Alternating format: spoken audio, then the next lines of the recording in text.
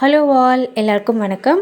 பருப்பு உருண்டை குழம்பு பண்ணுறதுக்கு 1 கப் கடலைப்பருப்பு, 1/4 கப் துவரம் பருப்பு நல்லா கழுவி 1 மணி நேரம் நான் ஊற வச்சுருக்கேன்.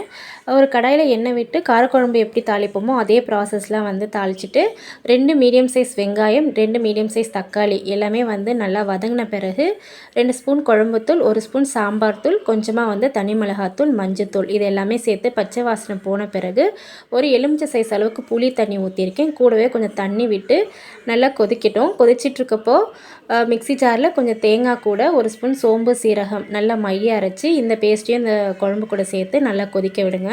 இப்போ உருண்டை செய்ய போகிறோம்.